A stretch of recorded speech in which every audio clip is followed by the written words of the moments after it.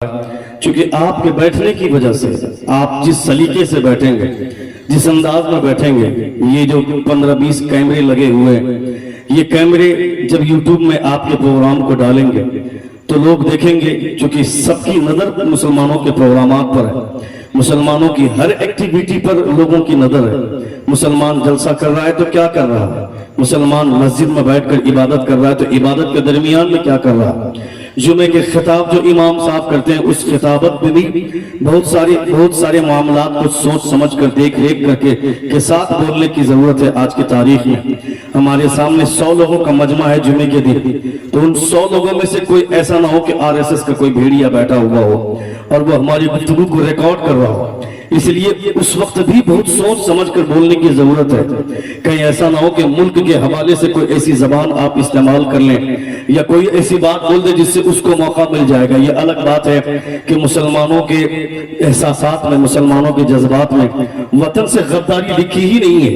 वतन से गद्दारी हम कर ही नहीं सकते हैं। जो लोग मुसलमानों पर शक करते हैं, मैं उन लोगों को डाउटफुल मानता हूँ। मेरी वफाओं का मुझसे सबूत मत मांगो।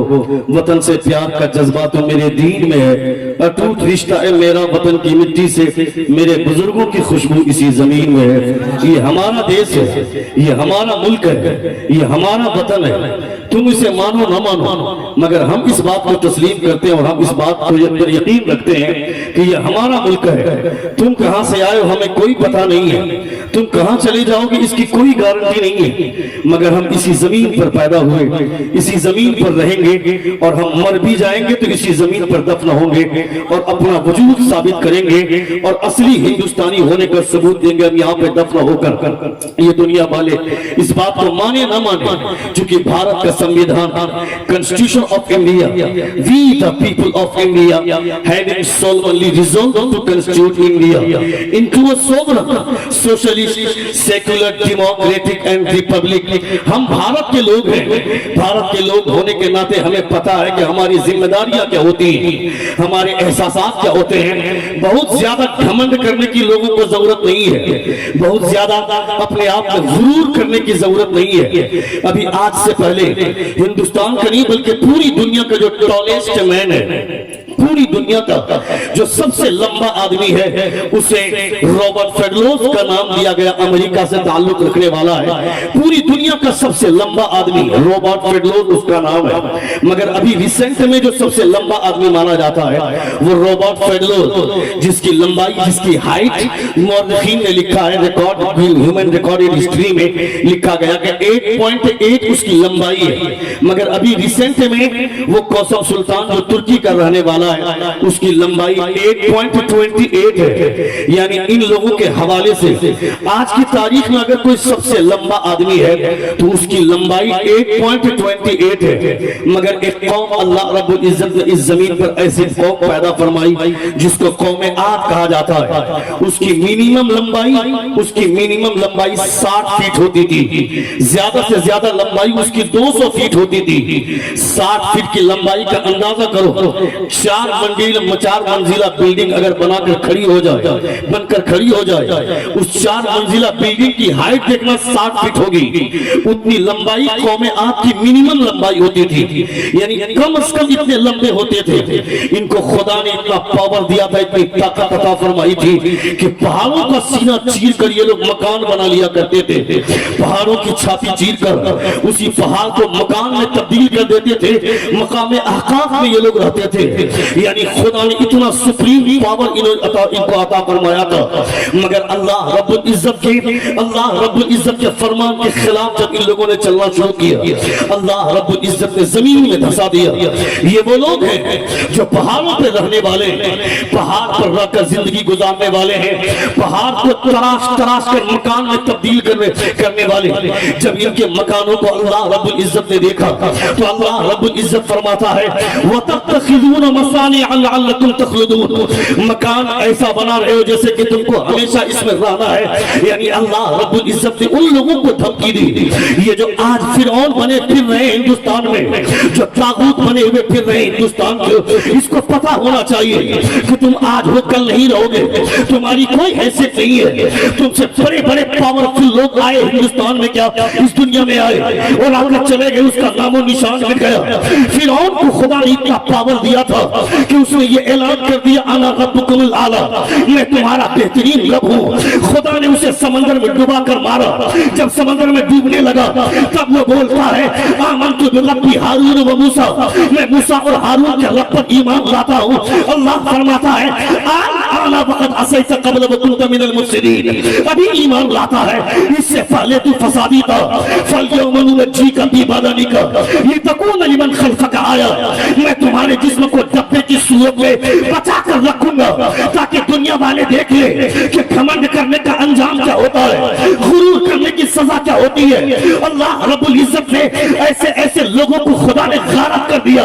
तो ये किस बुनियाद पर अकड़ रहे हैं, ये किस बुनियाद पर घमंड कर रहे हैं। मैं कहता है जालिम 5 साल 10 साल में पागल हो रहा है। तुम्हें पता होना चाहिए असली भारतीय तुम नहीं हो, असली हिंदुस्तानी हम है। इसलिए कि हम तमाम इंसानों का बाप हज़रत आदम जब जमीन पर उतरा था तो जिस धरती पर उनका पांव पड़ा था वो धरती किसी और की धरती नहीं थी, वो हिंदुस्तान की धरती है।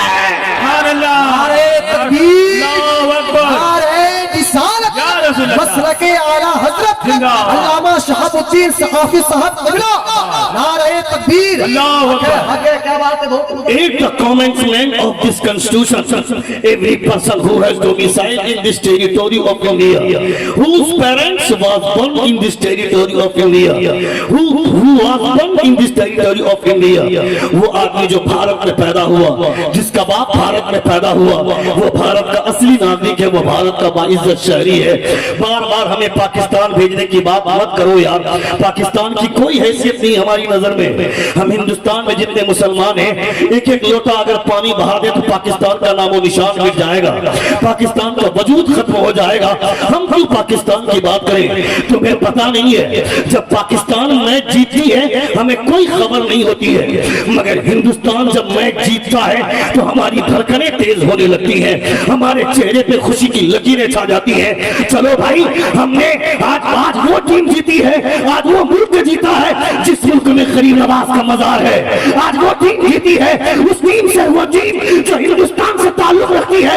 हम इस हिंदुस्तान से ताल्लुक रखते हैं इस बुनियाद पर नहीं कि यहाँ की सड़कें अच्छी हैं, यहाँ पार्क अच्छा है, यहाँ की गलियां अच्छी हैं, बल्कि इसलिए नाज करते हैं इस पर कि इसी धरती पर गरीब नवाज रहते हैं, निजामुद्दीन औलिया रहते हैं, साबिर कलियरी रहते हैं, मखदूम जहांगीर जिम्मानी रहते हैं, मखदूम बिहारी रहते हैं, हुजूर आला हज़रत आते हैं, मुजाहिद मिल्लत आते हैं। मैं कहता हूँ तुम्हें पता नहीं है, जब तक ये बुजुर्गान दीन इस धरती पर रहेंगे कोई हिंदुस्तान को आँख नहीं दिखा सकता है।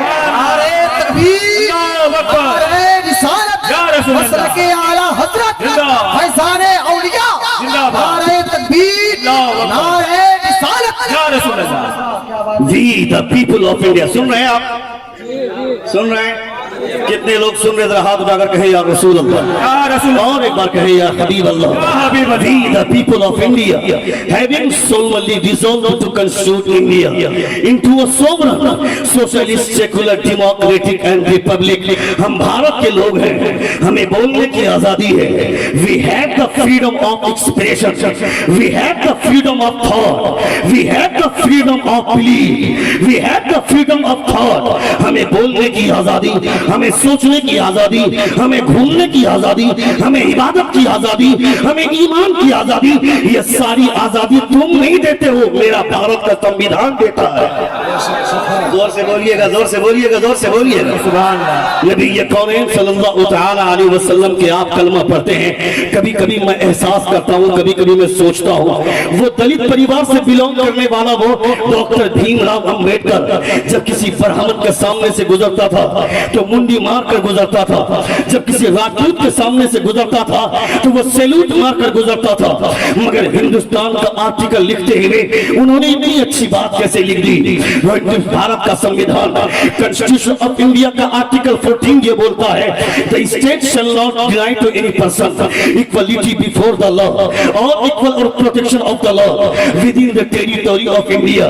भारत के संविधान के एतबार से वो बोलता है यहाँ पे कोई भेदभाव नहीं है, कौन बड़ा आदमी है कौन छोटा आदमी है, यहाँ की अदालत की नजर में सब एक है। वो भारत के संविधान के आर्टिकल 14 के हवाले से बोलता है, आर्टिकल 15 के हवाले से बोलता है।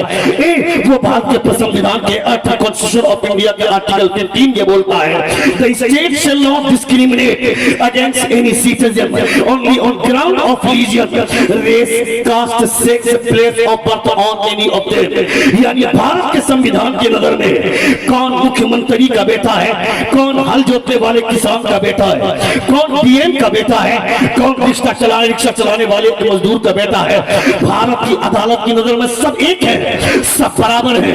इतनी अच्छी बात कैसे करता है? मेरा विजदान कहता है मेरे पैगंबर की तारीख पढ़ी होगी, क्योंकि मेरे पैगंबर ने मदीने की अदालत में नबी कौनैन सल्लल्लाहु अलैहि वसल्लम की अदालत से बेहतर किसकी अदालत होगी? मेरे मुस्तफा से ज्यादा बेहतर अदालत और किसकी अदालत होगी?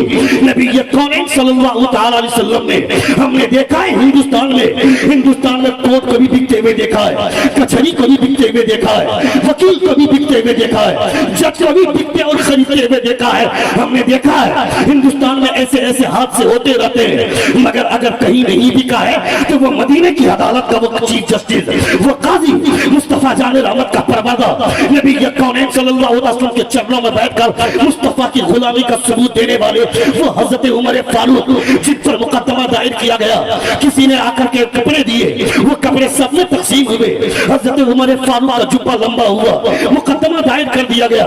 सारे लोग आए और उमर फारूक से पूछते हैं ए उमर, जब कपड़े सब में बराबर तकसीम हुए थे, सुन रहे कितने लोग सुन रहे? हाथ जाकर कहे या रसूल अल्लाह। उमर से पूछते हैं ए उमर, जब कपड़े सब में बराबर तकसीम हुए थे तो आपका जुब्बा लंबा कैसे हो गया? हजरत उमर फरमाते हैं कि असल में मैंने जो जुब्बा बनवाया है वो मेरे बेटे और मेरा कपड़ा दोनों को मिलाकर जुब्बा बनवाया है।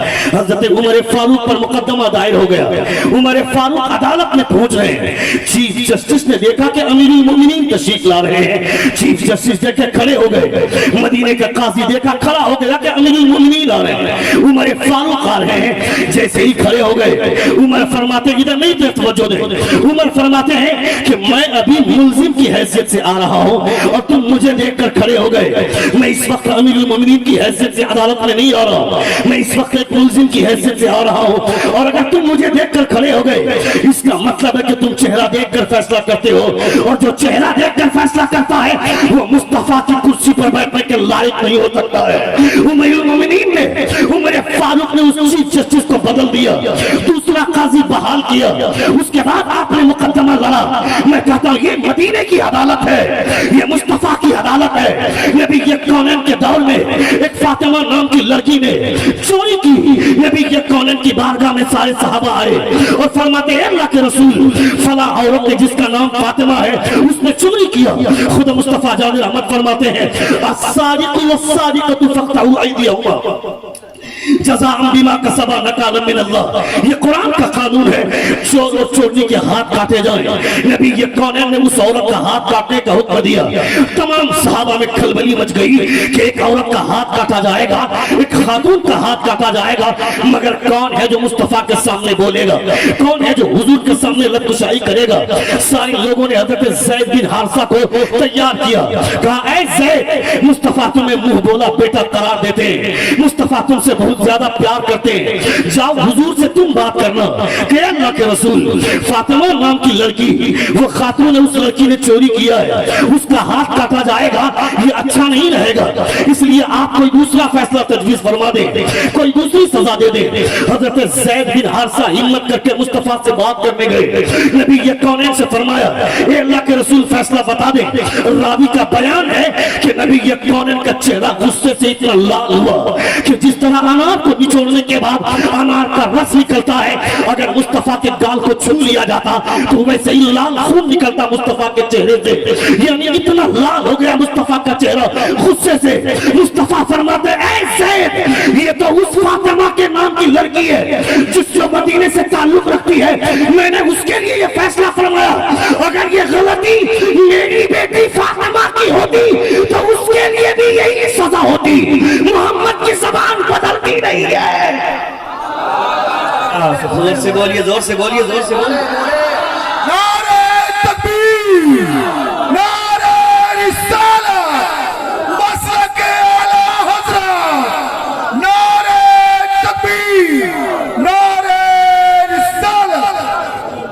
ये हिंदुस्तान की अदालत है। हिंदुस्तान की अदालत में कोर्ट को बिकते हुए देखा है हमने, कचहरी को बिकते हुए देखा है। वकील तो यही समझकर ही वकील बनते हैं कि वहां झूठ बोलेंगे अदालत में तो पैसे मिलेंगे। चीफ जस्टिस आदमी बनता है तो यही सोचकर बनता कि किधर से पैसे मिलेंगे, उसके हिसाब से फैसले दिए जाते हैं। यानी यहाँ पैसा बोलता है, यहाँ जुर्म नहीं बोलता है, यहाँ हक नहीं बोलता है, यहाँ सदाकत नहीं बोलती है, यहाँ सच्चाई नहीं बोलती है, यहाँ पैसा बोलता है। इसीलिए 50 तरह की सिक्योरिटी गाड़ी लेकर के घूमते हैं, जेड प्लस सिक्योरिटी दी जाती है। जज आ रहे होते हैं, जज की गाड़ी आ रही होती है तो सारे लोग खड़े तैयार होते हैं, सारे लोगों के दरवाजे, सारे लोगों को साइड कर दिया जाता है। क्या भाई, चीफ जस्टिस आ रहा है, उनके आगे पीछे गाड़ियां, चारों तरफ उनके लिए सिक्योरिटी गार्ड। किस बुनियाद पर? उसकी जान को खतरा है, यानी कहीं ऐसा हो कि लोग उसे गोली चला दे। मैं कहता हूं जो आदमी हक पर रहेगा उसको इतना डरने की क्या जरूरत है? तुमने देखा नहीं क्या, वो मदीने का सुल्तान हजरत उमर फारूक, ईरान से कुछ लोग आए थे मदीने का सुल्तान देखने के लिए। मदीने के लोगों से आकर मुलाकात की, कहा सुनो तुम्हारा बादशाह कहाँ रहता है? मदीने के लोगों ने जवाब दिया, कहा सुनो ये मदीना है, मदीना, यहाँ सुल्तान नहीं रहता है, यहाँ आमना के लाल का गुलाम हुआ करता है। यहाँ किस सुल्तान की बात करता है? कहा मैंने उमर का नाम सुना है, उमर के नाम से रूम कहता है, उमर के नाम से ईरान कतराता है, उमर के नाम से कुफर के हौसले पस्त होते हैं। वो उमर कहाँ मिलेगा? वो किस महल में रहता है? उसका महल देखना चाहते हैं। मदीने के लोगों ने कहा है यहाँ उमर का महल नहीं, यहाँ उमर झोपड़ी में रहता है। कहाँ मिलेगा? कहा चलो ले चलता हूँ, ले चलता हूँ। सारे लोग लेकर के गए। ईरान से आई हुई टीम ने देखा, कहा देखा हज़रत उमर फारूक महल में नहीं, सूखी जमीन पर खजूर के दरख्त के नीचे एक ईंटे का तकिया बनाकर सूखी जमीन पर चैन की नींद आ सो रहे हैं। तमाम लोगों ने कहा यह है मदीने का सुल्तान, यह है अमीरुल मोमिनीन उमर फारूक, यह है मुस्तफा का गुलाम। लोगों ने उमर फारूक को जगाया। उमर से सारे लोग पूछते हैं, ए उमर तुम्हारे नाम से रूम कांपता है, तुम्हारे नाम से ईरान कतराता है, तुम्हारे लिए कोई सिक्योरिटी गार्ड नहीं? हेलो भाई साहब, हेलो हेलो, डोंट मूव यार, एंड डोंट डिस्टर्ब मी। सुन रहे हैं आप? सुन रहे हैं? कितने लोग सुन रहे? जरा हाथ उठाकर कहें यार रसूल अल्लाह, और एक बार कहें या हबीब अल्लाह, हबीब अल्लाह। मैं यहाँ बैठ करके लतीफा बोलने लगूं तुमको बड़ा अच्छा लगेगा, क्योंकि लोग इतने बदज़ौक़ हो गए हैं आज के तारीख में कि उसी खतीब को बुलाना चाहते हैं जो खतीब बैठ करके हंसाएगा, जो आकर के बोलेगा, ये कॉमेडी की महफिल बना देगा। मैं कहता हूं अगर हंसना ही है तो हुजूर की महफिल क्यों साहब? हंसना ही है तो चाय की दुकान हमारे लिए काफी है, पान की दुकान काफी है, घर में बैठे हैं 24 घंटे हंसते हैं। आदमी का टाइम पास नहीं होता है, मोबाइल खोलता है, टिकटॉक में 50 तरह के वीडियो हैं, यूट्यूब में हजारों तरह की वीडियो, लोग हंसते हैं, वहां हंसना है। और यहाँ बैठ करके हुजूर की महफिल में बैठ करके वही हंसी की महफिल, वही कहे लगाने, तो फिर ये सर पे टोपी, चेहरे पे दाढ़ी। मैं तो उस मौलवियों से घिन करता हूँ जो मौलवी जुब्बा पहन कर, पगड़ी बांध कर, टोपी लगाकर बुखारी शरीफ पढ़कर आकर हंसाएगा, तिरमिजी पढ़कर आके हंसाएगा, मुस्लिम शरीफ पढ़कर हंसाएगा, तफसीर जलालैन पढ़कर हंसाएगा। ये काम तो बगैर बुखारी पढ़े कपिल शर्मा कर रहा है, ये काम तो बगैर मुस्लिम शरीफ पढ़े कपिल शर्मा कर रहा है। तुम इतना पढ़ लिख कर भी वही करोगे जो चिल्ली करता है, जो कपिल शर्मा करता है, तो इतना पढ़ लिख करके फायदा क्या हुआ? ये हुजूर की महफिल है, यहाँ बैठकर हंसो मत, यहाँ बैठकर रोने की आदत डालो। जो यहाँ ज्यादा हंसेगा कयामत में रोएगा, जो यहाँ ज्यादा रोएगा कयामत में मुस्कुराएगा, और ऐसा मुस्कुराएगा, ऐसा मुस्कुराएगा कि हुजूर आला हज़रत फरमाते हैं पेशे हक मुज़्दा शफ़ाअत का सुनाते जाएंगे, आप रोते जाएंगे, हमको हंसाते जाएंगे। नारे तकबीर, नारे रिसालत मसलके आला हजरत फैजान आला हजरत नारे तकबीर। क्या बात है, बहुत उम्दा, वाह भला जवाब। उस तरह लोगों के शौक कितने बदल गए, लोगों की सोच इतनी बुरी हो गई। जब 4 कमेटी के 4 नौजवान जब बैठते हैं, 10 नौजवान बैठते हैं और इंतखाब होता है किस खतीब को बुलाना है, किस शायर को बुलाना, उसमें कुछ छिछोरे लोग बोलते हैं फला खतीब को बुलाओ, वो हंसाता बहुत अच्छा है, वो रात भर हंसते हंसा के। और ये जो चैनल वाले लोग बैठते हैं, चैनल लेकर के, कैमरा लेकर के, ये जो थंबनेल बनाते हैं, थंबनेल बनाने के बाद जब ये उस हेडिंग डालते हैं तो हेडिंग देखकर ही घिन आती है। हेडिंग क्या बनाते हैं, ये मौलाना है कि हंसाने की मशीन है। अभी अभी मैंने थोड़ी देर पहले एक वीडियो देखी, एक यूट्यूब देखी, और इस यूट्यूब में थंबनेल में हेडिंग लगाया है ये मौलाना है कि हंसाने की मशीन है। मैं कहता हूं पब्लिक अगर चौराहे पर खड़ी होकर के उलमा की बुराई करती है तो हम यहाँ बैठ करके उसके दिफा करते हैं कि खबरदार खबरदार, उसका रद्द करते हैं कि आलिम की बुराई मत करो। और तुम यहाँ जो बैठ करके हंसाते हो, तुम्हारी वजह से एक आलिम की बुराई हो रही है, वो बैठ कर थंबनेल में लिखता है ये मौलाना कैसा है, हंसते हंसते पेट फूल जाएगा।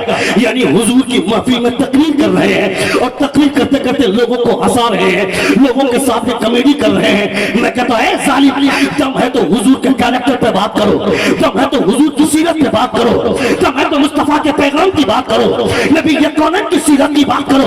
ये तुम्हारे बाप की महफिल नहीं है, ये मुस्तफा की महफिल है।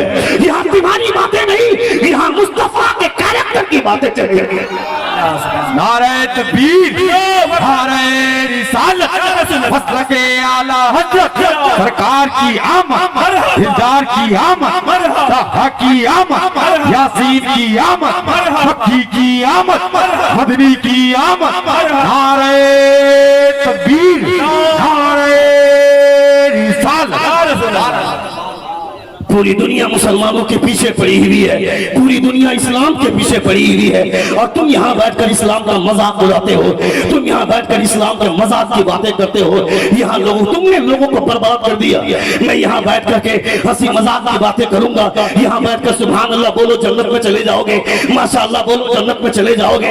मेरे बाप ने जन्नत बनाई है क्या कि मैं तुमको बोल सुभान अल्लाह बोलो जन्नत में चले जाओगे? मैं खुद जन्नत में जाऊंगा कि नहीं, कोई गारंटी नहीं है। तो फिर मैं तुम्हें किस बुनियाद पर जन्नत की दावत दे दूं? यहाँ जितने मौलाना है, कोई कह सकता है गारंटी के साथ कि मैं जन्नत में चला जाऊंगा? ये तो हुजूर की शफाअत में मुनासिर है। हमारा ईमान है कि हुजूर शफाअत करेंगे तो हमारा बेड़ा पार लगेगा, मगर हुजूर शफाअत नहीं करेंगे तो हमारा हाल क्या होगा? पीर साहब आ गए तो पीर साहब का तलवा चाटने लगे, पीर साहब की तलवा चटाई हो रही है, वो पीर भी जन्नत में जाएगा कि नहीं? कोई गारंटी नहीं है। वो पीर तुम्हें जन्नत में लेके जाएगा। मेरे हुजूर फरमाते हैं तुमने अपने मां को नाराज कर दिया, तुम्हारी मां से 2 साल से बात नहीं हो रही है, बाप से 4 साल से मुंह बंद है, और पीर बाप से बात नहीं हो रही है, मां से बातचीत बंद है, और पीर साहब आए तो तलवा चाटने लगे। पीर को राजी करने की वजह से मां को नाराज मत कर। मेरे मुस्तफा ने ये नहीं कहा कि पीर के कदमों के नीचे जन्नत है। हुजूर फरमाते हैं पीर के कदमों के नीचे नहीं, तुम्हारी मां के कदमों के नीचे जन्नत है। नारे तकबीर, पूरा मजमा नारे तकबीर, नारे रिसालत मसलके आला हजरत अल्लामा शहाबुद्दीन साहब सकाफी। नारे तकबीर, नारे रिसालत। माँ को राजी कर। माँ के बारे में कभी सोचा है? कभी अपनी माँ के ताल्लुक से कभी प्यार के जज्बात को तुमने कभी उभारा है? नहीं उभारा है। शादी होने से 1 साल पहले ऐसे लहजे में बात करता है जैसे कि इससे बड़ा शरीफ कोई दुनिया का नहीं है। अपनी माँ की आगोश में हाथ रख करके बोलता है अम्मी जान, बड़ा भाई बदल गया, बड़े भाई ने लहजा बदल लिया, बड़े भाई का तेवर बदल गया, आप परेशान मत होइए, मैं कभी नहीं आपके साथ दगाबाजी करूंगा, मैं कभी आपके साथ धोखाबाजी नहीं करूंगा। ये बेवकूफ छिछोरेपन का मुजाहिरा करता है, मगर जैसे ही शादी हो जाती है और शादी होने के 1 साल के अंदर अंदर देखना इसकी औकात, इसकी हैसियत देखना कैसे बदल जाती है। बेहया बीवी के चक्कर में अपनी माँ से जबान लड़ाता है, अपने बाप से ऊंची आवाज में बात करता है। कौन है वो बेहया बीवी? 24 घंटे तेरे नामे आमाल में जो गुनाह लिखे जा रहे हैं उसमें आधा गुनाह तुम्हारी बीवी की वजह से लिखा जा रहा है। तुम्हारी बीवी बाजार में चलती है, जुल्फे लहरा के चलती है। तुम्हारी बीवी बाजार में चलती है, उसके सर पे दुपट्टा नहीं होता है, उसके सीने खुले हुए होते हैं, उसके सर के बाल उलझे हुए रहते हैं। यानी उसको चेहरे के ऊपर नकाब डालकर बाजार जाना चाहिए था, मगर वो बाजार में जाकर नुमाइश करती है, अपने हुस्न की नुमाइश करती है और अपनी बेहया बीवी के चक्कर में अपनी माँ से जबान लड़ाता है। मैं कहता है सालिम, कौन है ये बीवी इसकी एनिवर्सरी के मौके से जो बाजार से सोने की चैन ला करके उसके गले में देता है, और जब तुम्हारी बीवी का बर्थडे का टाइम आता है तो जाकर बाजार से केक लाकर केक काटता है। मैं कहता हूँ बीवी के बर्थडे पे केक काटता है, बीवी को लाकर सोने की चैन देता है। कभी अपनी माँ की लंबी उम्र के लिए दुआ की तुमने? कभी ये भी तौफीक नहीं हुई कि मेरी माँ की लंबी उम्र की दुआ करे? इसकी भी तौफीक नहीं हुई। वो बेहया बीवी उसके चक्कर में पूरी जिंदगी तबाह करते हैं। ए सालिम, उसकी जवानी के पीछे भागता है। इसकी जवानी, इसकी खूबसूरती कहाँ जाएगी? इसकी खूबसूरती 25 साल से 40 साल तक इसकी जवानी रहेगी। उसके बाद कुत्ता नहीं पूछेगा तुमने नहीं देखा क्या बॉलीवुड की उस अदाकारा को जिसके हुस्न के चर्चे थे, जिसकी खूबसूरती की बातें होती थी, मगर आज उसे ब्रेस्ट कैंसर हुआ है, अमेरिका में इलाज करवा रही है, उसे कुत्ता नहीं पूछता है। अमेरिका नेपाल की एक अदाकारा है, उसके हुस्न के चर्चे थे, उसको आज ब्रेस्ट कैंसर हुआ है, अमेरिका में जेरे इलाज है, उसे भी कुत्ता नहीं पूछता है। कहाँ गई है जवानी? कहाँ गया ये हुस्न? कहाँ गए उसकी खूबसूरती के चर्चे? कहाँ गई उसकी जुल्फे? मेरा कहने का मतलब है इस हुस्न के पीछे मत भाग। भागना है तो उस हुस्न के पीछे भाग जिस हुस्न के बारे में शेख सादी शिराजी फरमाते हैं, बलगल हुला भी कमाल ही, कशफ दुजा भी जमाल ही, he reached the highest place by his perfection, he removed the darkness by his beauty। दुनिया के तमाम खूबसूरत चेहरे एक तरफ और आमना के लाल का तलवा एक तरफ। नारे तकबीर, नारे तकबीर, नारे रिसालत, मसलके आला हजरत और माए अहले सुन्नत और माए अहले सुन्नत। सरकार की आमद, सरकार की आमद, दिलदार की आमद, मुख्तार की आमद। सुभान अल्लाह, नारे तकबीर, नारे रिसालत, मसलके आला हजरत। इश्क मोहब्बत, इश्क मोहब्बत, इश्क मोहब्बत, इश्क मोहब्बत। पत्ता पत्ता फूल फूल, पत्ता पत्ता फूल फूल। मुस्तफ़ा जान रहमत सल्लल्लाहु ताला अलैहि वसल्लम की महफिल में आप बैठे हैं। हुजूर की महफिलों में बैठकर पैगाम लेकर के जाना चाहिए। हुजूर की महफिल में बैठकर कुछ सीखने के ख्याल से बैठना चाहिए और कुछ न कुछ सीख करके जाना चाहिए। 50 नारे लगा दोगे मगर अगर मोहब्बत नहीं शामिल होगी और नबी ये कौनैन सल्लल्लाहु अलैहि वसल्लम की महफिल से खिलवाड़ का ख्याल नहीं होगा तो एक मर्तबा भी अगर कोई मोहब्बत से सुभान अल्लाह बोलेगा, अल्लाह रब्बुल इज्जत ने इसे ही कबूल कर लिया तो हमारा यकीन है कि हमारे हमें निजात मिल सकती है। मगर मैं कहता हूं अगर ये बात है तो फिर दोनों पहलू पर हमें नेगेटिव और पॉजिटिव दोनों सोचना चाहिए। हमारे लिए मुस्बत और मनफी ये दोनों पहलू हैं। अगर यहाँ बैठकर एक मर्तबा सुभान अल्लाह बोलने से जन्नत मिलती है तो इस बुनियाद पर खुदा ने पसंद फरमा लिया, नबी ये कौनैन ने पसंद फरमा लिया तो यकीनन जन्नत में जाएंगे। मगर मस्जिद में अजान हो रही है, अजान के वक्त में हमारे सामने टीवी चल रही है और हमने रिमोट उठाया, सिर्फ म्यूट बटन दबा दिया, लड़की वैसे ही डांस कर रही है। टीवी पर जो प्रोग्राम चल रहा था वो प्रोग्राम ऐसे ही चल रहा है। ये जो छिछोरेपन का मुजाहरा कर रहा है, तुम्हें अजान की भी तमीज नहीं है। होना तो ये चाहिए था, तुमको पता है अजान की आवाज सुनने के बाद पूछ हजरत अली से, पूरा बदन कांपता है हजरत अली का। कौन है अली? इतना बड़ा बहादुर आज तक जमीन वालों ने नहीं देखा है। इतने बड़े बहादुर है हजरत अली। हजरत अली रज़ी अल्लाह तआला अन्हु को खुदा ने वो कमाल अता फरमाया है, जिस दरवाजे खैबर को हजरत अली ने एक हाथ में उखाड़कर 2.5 घंटे तक एक हाथ में ढाल बनाकर जंग करते रहे, उस दरवाजे को हजरत अली ने जब जमीन पर फेंका था तो 70 सहाबा मिलकर दरवाजे को हिला नहीं पाए थे। उस दरवाजे को हजरत अली अकेले एक हाथ में लेकर जंग कर रहे हैं, इतने बड़े बहादुर, मगर जब आजान की आवाज होती है हजरत अली का पूरा वजूद कांपता है, पूरे बदन में थरथराहट पैदा होती है।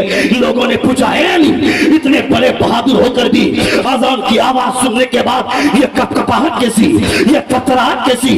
हजरत अली फरमाते हैं कि इतने बड़े बादशाह की पुकार है, मैं वहां जाऊं खुदा की बारगाह में, मेरे खुदा ने मेरा खड़ा होना कबूल नहीं फरमाया तो मैं किस खान का बहादुर, मैं किस लायक का? यानी इतने बड़े बहादुर होकर भी ये वो लोग हैं जिनको हुजूर ने जन्नती कहा है, जिनको नबी ने जन्नत की बशारत दी है। तुम्हारा ये पाखंडी मौलवी जो आकर महफिल में बैठकर हंसाता है वो तुमको जन्नती कह देता है तो बड़ा खुश होता है। अली को मुस्तफा ने जन्नती कहा है, जो जन्नत के मालिक है। कौन है जन्नत का मालिक? जन्नत बनाने वाला खुदा है, जन्नत बांटने वाले मुस्तफा है।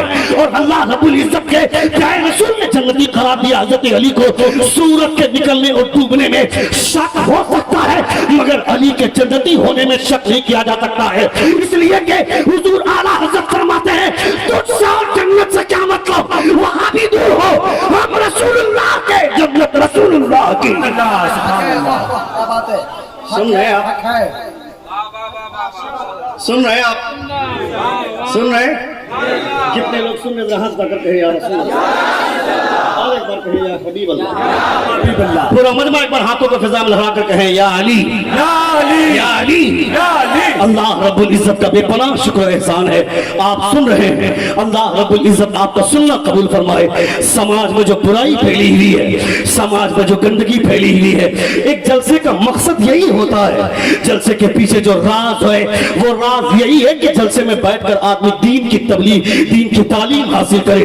कोई जरूरी नहीं है नबी की शरीयत की तबलीग करने के लिए बहुत बड़ी टोपी लगाना, बहुत बड़ा जुब्बा पहनना, बहुत बड़ी पगड़ी लगाना, कोई जरूरी नहीं है। अगर आदमी मुस्तफा का कैरेक्टर अपना ले तो चाय बेचने वाला भी मुस्तफा के दीन की तबलीग कर सकता है, टायर का पंक्चर बनाने वाला भी नबी की शरीयत की तबलीग कर सकता है। वाज कहने की इजाजत हर किसी को नहीं है, वाज कहने के लिए आलिम होना शर्त है। हर कोई मुकर्रिर नहीं बन सकता है, हर कोई खतीब नहीं हो सकता है, हर कोई वाइज नहीं हो सकता है। हुजूर आला हजरत ने अल्लामा अबुल लैस समरकंदी के हवाले से फतवा लिखा है कि जो गैर मालिम है उसे वाज कहना हराम लिखा है हुजूर आला हजरत ने। यानी हर कोई खतीब नहीं, हर कोई आलिम नहीं हो सकता है, हर कोई मुकर्रिर नहीं हो सकता है, हर कोई वाइज नहीं हो सकता है, मगर मुस्तफा के दीन का मुबल्लिग हर कोई बन सकता है। नबी के दीन की तबलीग हर कोई कर सकता है। तुम्हें पता है ऑक्सफोर्ड यूनिवर्सिटी से डॉक्टर अकबाल के कुछ दोस्त आए ईद के दिन, डॉक्टर अकबाल ने सेवैयां खिलाई अपने तमाम दोस्तों को। उनमें से एक ने भी कलमा नहीं पढ़ा था हुजूर का, वो सब के सब ईसाई है। 4-5 दोस्त आए थे, डॉक्टर अकबाल ने वो सेवैयां खिलाई। सेवई और नाश्ता खाने के बाद वो डॉक्टर अकबाल के वो सारे दोस्त जो ऑक्सफोर्ड यूनिवर्सिटी से ताल्लुक रखने वाले हैं, ये जब हाथ धोने लगे, दस्तरखान से उठने लगे तो उठने उठने बोलते हैं, उठते उठते बोलते हैं, ए इकबाल, जिस मजहब के मानने वालों के दस्तरखान में इतनी सफाई हो उसका मजहब कितना साफ होगा, उसका दीन कितना साफ होगा। ए इकबाल, आज से हमारा भी वही मजहब है जो तुम्हारा मजहब है, हम भी उसी का कलमा पढ़ते हैं जिसका तुम कलमा पढ़ते हो। हक है, सुभान अल्लाह, सुभान अल्लाह, हक है।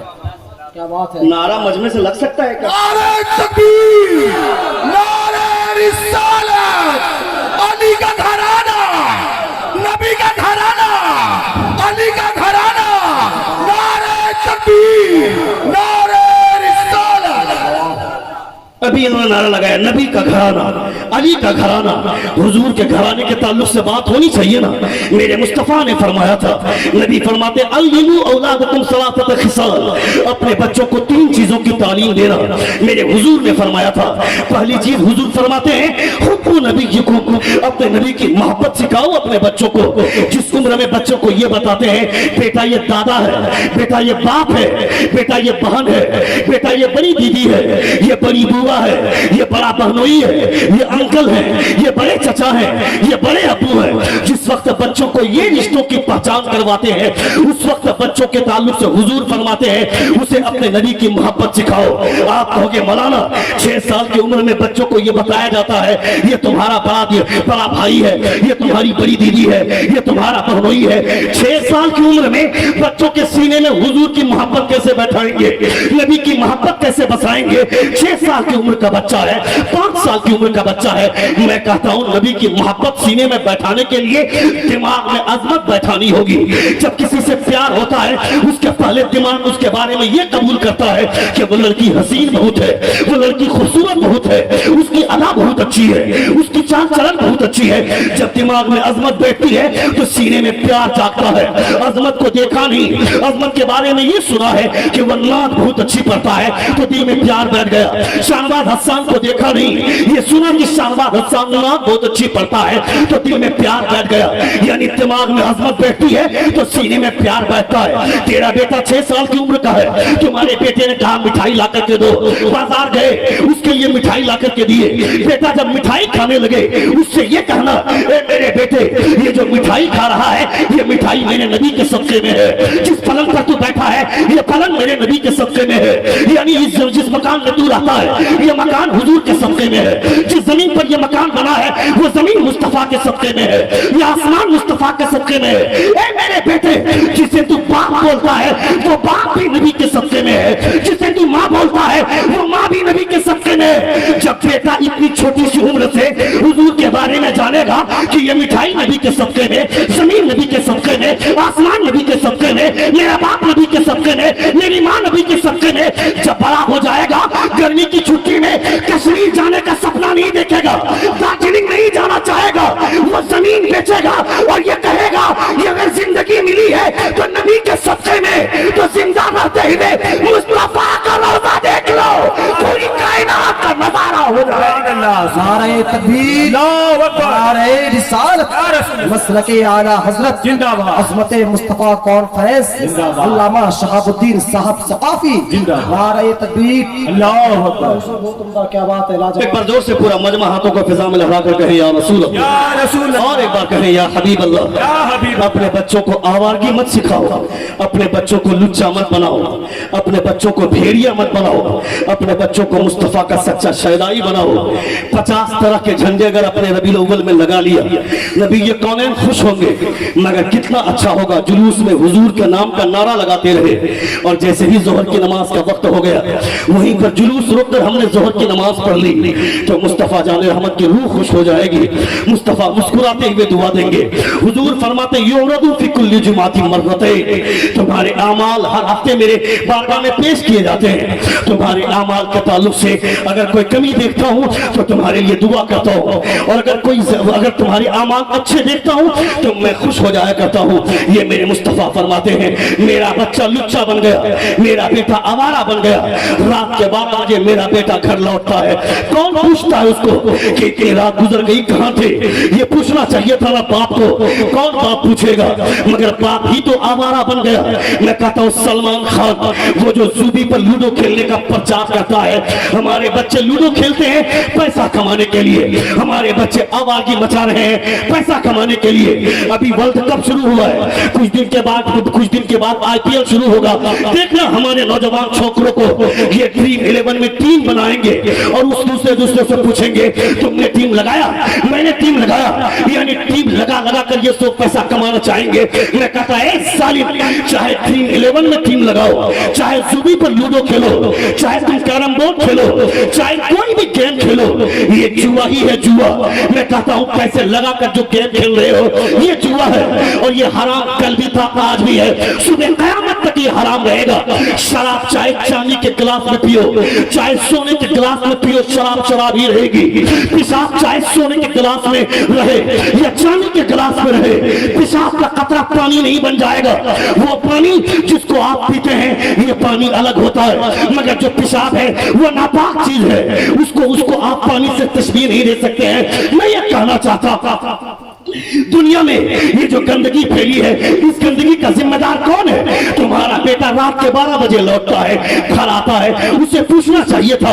मेरा बेटा रात के सन्नाटे में अलग कमरे में सोता है, उसको कभी कभी कमरे में झांक कर देखना चाहिए। मेरा बेटा पढ़ाई कर रहा है या किसी लड़की से बात कर रहा है, वरना तू उसे आजाद छोड़ देगा। तुम्हारा बेटा किसी डॉन की बेटी को भगा कर लाएगा, किसी चमार की बेटी को भगा कर लाएगा और ये कहेगा अब इसे चमार की बेटी मत बोलना, अभी से डॉन की बेटी मत बोलना। ये तुम्हारी बहू है, तुम्हारी पगड़ी गिरेगी, तुम्हारी नाक कटेगी। गांव में चौधरी बनकर मोच में घी देकर घूम रहे थे, तुम्हारी बेटी कॉलेज जाती है। कभी कभी कॉलेज जाकर देखना चाहिए, मेरी बेटी कॉलेज में पढ़ाई कर रही है, या किसी नारायण के साथ, या किसी गुप्ता के साथ, या किसी गणेश के साथ, या किसी तिवारी के साथ वो इश्क लड़ा रही है। वरना 7 लाख से ज्यादा मुसलमानों की बेटियां हिंदू हो गई, वो गैर मुस्लिमों से प्यार करके शादी कर गई। उस लुच्ची और बेहुदा लड़की को समझा, ए लड़की ये मत कहना everything fair in love and वार, प्यार में हर चीज जायज है, ये बोलने की ये स्लोगन मत देना। तुम्हें पता है किसी आरएसएस के फलवे के पीछे अपने आप को बिछाने से बेहतर है किसी कुत्ते के हवाले अपने आप को कर देना है, मगर ईमान का सौदा नहीं करना है। ए जालिम, तुम तो अंग्रेज की हवा लग गई, तुम्हें आरएसएस के फलवे की हवा लग गई। डॉक्टर बनने का ख्वाब, इंजीनियर बनने का ख्वाब, प्रोफेसर बनने का ख्वाब। अगर मेरी बेटी डॉक्टर बनने से पहले 5 मरतबा बच्चे गिरवाती है तो मेरी बेटी को मुझे जाहिल रखना गवारा हो सकता है, मगर डॉक्टर बनने का ख्वाब नहीं। मेरी बेटी इंजीनियर बनने से पहले अगर वो किसी गरीब लड़की से प्यार कराती है, मेरी बेटी जाहिल है। तुमने नहीं देखा क्या, इलाहाबाद यूनिवर्सिटी से ग्रेजुएशन कंप्लीट करने वाली एक मुसलमान लड़की बोलती है, I have completed my graduation from the university of Allahabad, I am aware of the modernisation of the women, but I have not forget my custom, my culture, my system, my tradition and my value. वो बोलती है कि मैं Allahabad university से graduation complete की तो क्या हुआ, अपना कल्चर नहीं भूलती, अपनी तहजीब नहीं भूलती, अपना सिस्टम नहीं भूलती। ये दुनिया में औरत चाहे जितनी भी मॉडर्न हो जाए वो औरत ही रहेगी, वो किसी का दुल्हन नहीं बन सकती है, उसे दुल्हन ही बनना पड़ेगा। आजादी के नाम पर दुनिया वाले तेरी इज्जत का खिलवाड़ कर सकते हैं, तुम्हारी इज्जत बर्बाद कर सकते हैं, मगर दुनिया में इज्जत आज भी उसी औरत की होती है जिनकी आंखों में हया होती है, जिनके अंदर लाज होती है, जिनके अंदर शर्म होती है, जिनके अंदर गैरत होती है। और हयादारी का मुकम्मल नमूना देखना है तो किसी और को मत देखो, मुस्तफा की बेटी फातिमा के कैरेक्टर को देखो। नारे तकबीर, नारे रिसालत, मसलके आला हजरत, मसलके आला हजरत, पत्ता पत्ता फूल फूल, पत्ता पत्ता फूल फूल, अली का दुलारा, अली का दुलारा। नारे तकबीर, नारे रिसालत, मसलके आला हजरत, मसलके आला हजरत मुफ्ती शहाबुद्दीन सखाफी साहब, नारे तकबीर। जबरदस्त लाजवाब सुन रहे हैं आप, सुन रहे जी, कितने लोग सुन रहे, जरा हाथ उठा कर कहें या रसूल अल्लाह, और एक बार कहें या हबीब अल्लाह। अपने बच्चों को हुजूर की तालीमात से आगाह कीजिए, अपने बच्चों को बचाइए, बताइए कि मुस्तफ़ा की तालीमात क्या है, हुजूर की शरीयत क्या कहती है, हुजूर का अखलाक क्या कहता है। नबी कौनैन सल्लल्लाहु अलैहि वसल्लम की तालीमात से अपने बच्चों को दूर रखेंगे तो आपका बच्चा आवारा ही फिरेगा।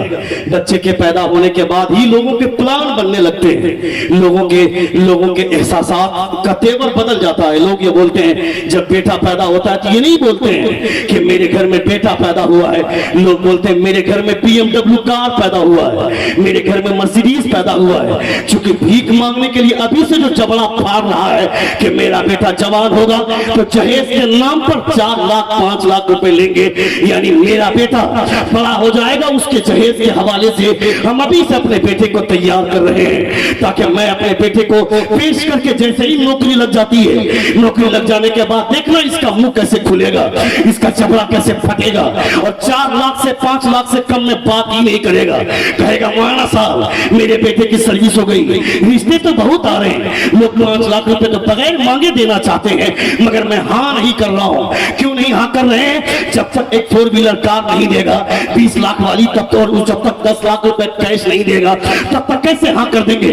यानी ये जो मोच में घी डालकर चलेगा, बारात में 25 तरह की गाड़ियां लेगा, एक ही कलर के 50 तरह के बोलेरो लेगा, 50 स्कॉर्पियो को भाड़ा करके जाएगा, और इस बेवकूफ इस कुत्ते को पता ही नहीं है इसका बेटा जो चड्डी पहना है ये चड्डी भी इसके पैसे की नहीं है, ये जो गंजी पहना है ये भी भीख मंगे की तरह ससुराल वाले से मांग कर लाया है। मैं कहता है सालिम तुमने अपने बेटे को इसी काबिल बनाया है क्या?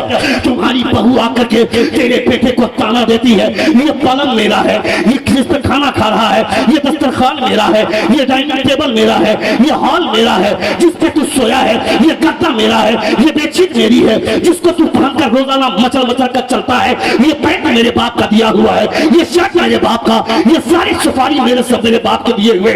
मैं कहता है सालिम तुमने अपने बेटे को गुलाम बना दिया, तुमने अपने बेटे को कहां लाकर धकेल दिया।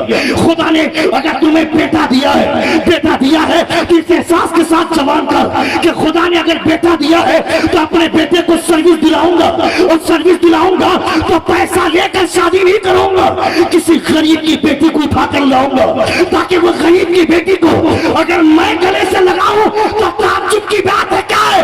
गरीब की बेटी को मेरे मुस्तफा गले लगाते हैं, गरीबों से मेरे मुस्तफा प्यार करते हैं। क्या बात है? डॉक्टर बन्नाट शाह बोलता है, डॉक्टर बन्नाट शाह बोलता है, the prophet of Islam he giving money to the poor man, feeding food the hungry man, dressing garment the poor person and talking kindly with them. Doctor Bannat Shah बोलता है मैंने मोहम्मद जैसा अखलाक वाला कोई आदमी नहीं देखा, कोई इंसान देखा नहीं। रिकॉर्ड ह्यूमन हिस्ट्री में उनसे ज्यादा खलीक, उनसे बेहतरीन आदमी, उनसे बड़ा मददगार आदमी मैंने किसी को नहीं देखा। गरीबों से आदमी कुत्तों से जैसा बर्ताव करता है। 4 व्हीलर कार खरीदने के बाद साइकिल में चलने वाले आदमी को कीड़े मकोड़ी की निगाह से देखता है, ऐसा कार में जब बैठने लगता है देखना चेहरा उसका सुअर से भी ज्यादा पत्थर चेहरा बनाकर गरीबों को हिकारत की निगाह से देखता है। ए सालिम कार खरीद लिया, आज बहुत ज्यादा उड़ने की जरूरत नहीं है, वो आदमी साइकिल पे चल रहा है, ये भी मुस्तफा का कलमा पढ़ता है, तू भी मुस्तफा का कलमा पढ़ता है, वो भी खुदा की मखलूक में से है, वो भी खुदा का बंदा है, तू भी खुदा का बंदा है।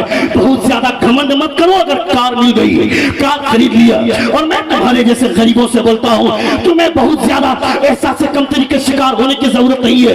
मेरे मुस्तफा फरमाते हैं कल कयामत के मैदान में अमीरों को हिसाब देने में टाइम लगेगा, अमीरों से 500 बरस पहले गरीब मेरे साथ जन्नत में चला जाएगा।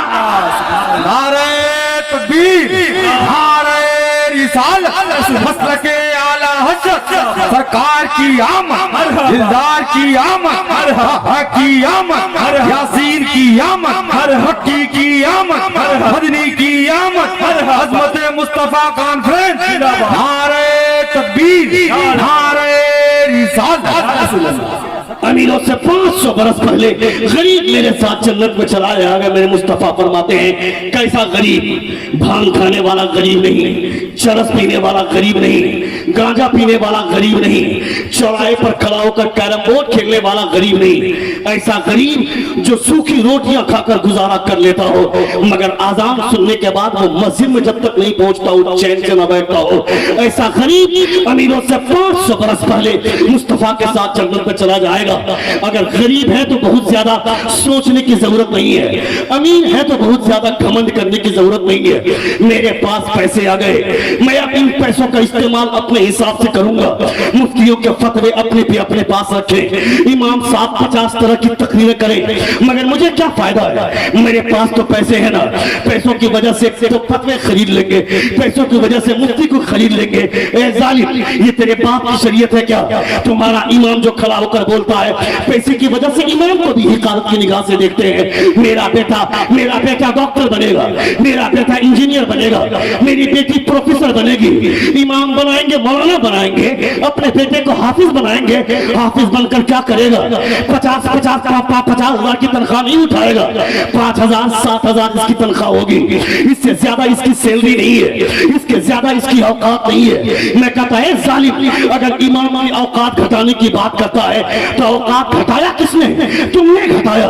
इमाम की तनख्वाह तुमने बढ़ाई नहीं। अगर मोहल्ले में अगर किसी लड़की का डांस लाना हो, किसी कव्वाल को लाना हो, कभी जलसा करवाना हो, धड़ल्ले से 5,000 की नोट निकालेगा। फला शायर को बुलाओ, 10,000 मेरा लिख लो। फला मुकर्रिर को बुलाओ, 5,000 मेरा लिख लो। फला नकीब को बुलाओ, 10,000 का चंदा मेरी तरफ से लिख लो। मगर यही आदमी जब इमाम की तनख्वाह बढ़ाने की बात होती है तो 15 बार मीटिंग करने होने के बाद भी 1000 की तनख्वाह नहीं बनती है।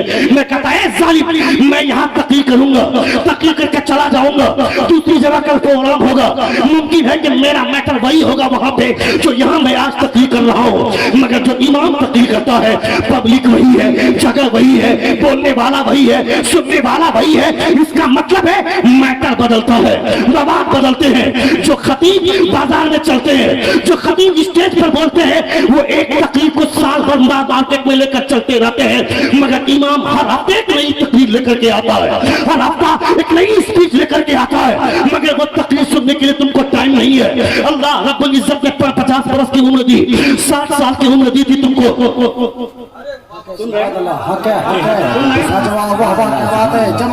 एक बार जोर से कहे या रसूल अल्लाह, और एक बार कहे या हबीब अल्लाह। खुदा मैं अपनी तकलीफ को समेट रहा हूँ इसलिए कि 1 घंटे से ज्यादा मेरी तकलीफ हो गई। 1 घंटा 15 मिनट की गुफ्तगू हो गई और 5 से 7 मिनट के अंदर गुफ्तगू समेट रहा हूँ। एक बार जोर से कहे या रसूल अल्लाह, और एक बार कहे या हबीब अल्लाह। 60 साल की खुदा ने उम्र दी थी, 60 साल की उम्र का हिसाब कीजिए। 15 साल में आप बालिग हुए। रोजाना अगर 8 घंटे आदमी सोता है तो 20 साल सोने में गुजार दिया। अगर रोजाना आदमी 8 घंटे काम करता है तो 20 साल काम करने में गुजार दिया। खुदा ने उम्र दी थी 60 साल। 15 साल में बालिग हुए, 20 साल सोए, 20 साल काम किए, 20 साल सोकर गुजारे, 20 साल काम करके गुजारे। हमारी उम्र हो गई 40 साल। 15 साल में बालिग हुए, हमारी उम्र हो गई 55 साल। अगर सुबह के ब्रेकफास्ट में, दोपहर के लंच में, रात के डिनर में अगर 10-10 मिनट का टाइम लिया तो हमारी उम्र निकल गई 30 साल। 30 साल 3 साल यानी हमको खुदा ने 60 साल की उम्र दी थी। 20 साल सोए, 20 साल काम किए, 15 साल में बालिग हुए, 3 साल खाने पीने में गुजार दिए। हमारी उम्र पहुंच गई 58 साल। अब ये 2 साल बची हुई है। 2 साल जा रहे हैं मस्जिद नमाज पढ़ने के लिए तो कभी इमाम की लुंगी देखी, कभी इमाम का पैजामा देखा, कभी इमाम की नाक देखी, कभी इमाम की पगड़ी देखी। मैं कहता है सालिम, पूरी जिंदगी आवारा गर्दी में गुजारा है। अब बुढ़ापा छाया है, जब कमर की हड्डियां जवाब दे रही हैं, तब गया है मस्जिद नमाज पढ़ने के लिए।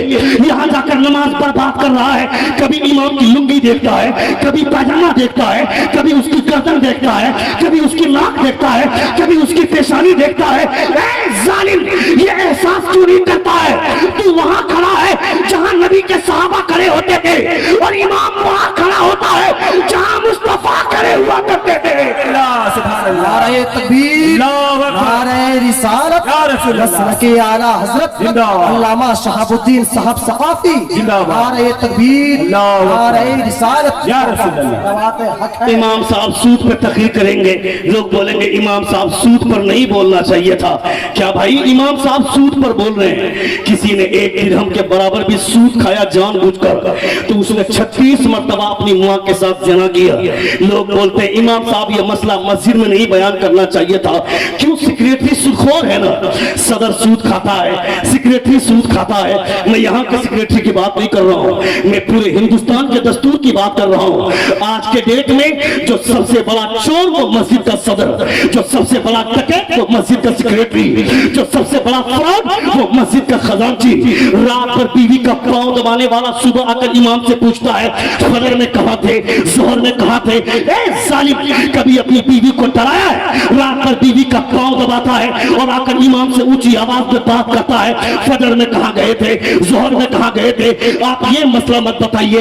चोर पे चोरी पे तकलीफ करे, चोरों को लगेगा कि हमको टारगेट कर रहे हैं। सूद पर तकलीफ कर रहे हैं, सूदखोर को लगेगा हमको टारगेट कर रहे हैं। मैं तमाम उलमा से कहना चाहता हूँ डरने की कोई जरूरत नहीं है। मेरी नजर में दिल्ली की जामे मस्जिद है। सुल्तान औरंगजेब शहंशाह आलमगीर जब दिल्ली के सुल्तान थे वो मस्जिद के मुतवल्ली है।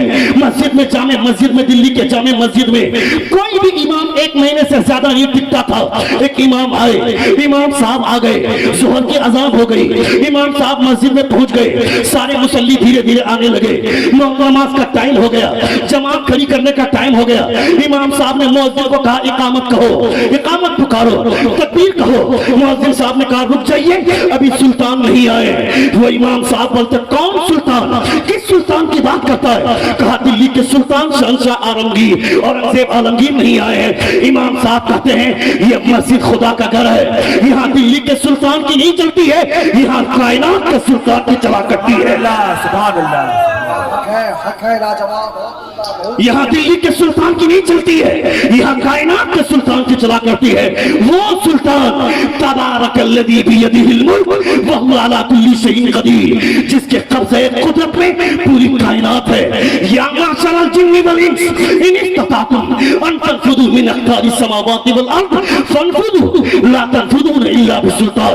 ऐ जिन्नात और इंसान के गिरोह, कहाँ जाएगा भागकर? जमीन छोड़कर भागेगा, आसमान छोड़कर भागेगा, जहां जाएगा। सुल्तान वो बॉलीवुड का खान नहीं, सुल्तान तुम्हारा परवरदिगार है। जमीन उसने पैदा की, आसमान उसने पैदा की, पूरी कायनात का बादशाह मेरा परवरदिगार है। इमाम ने कहा यहाँ दिल्ली के सुल्तान की नहीं, कायनात के सुल्तान की चलती है। जोर से बोलिए। पूरा मजमा हाथों को लड़ा कर कहे या रसूल अल्लाह, या रसूल अल्लाह, और एक बार कहे या हबीब अल्लाह। मुअज्जिन ने इकामत कर दी, नमाज खड़ी हो गई। शहंशाह औरंगजेब आलमगीर रहमतुल्लाह ताला अलैह तीसरी रकअत में, दूसरी रकअत में आकर शरीक हुए।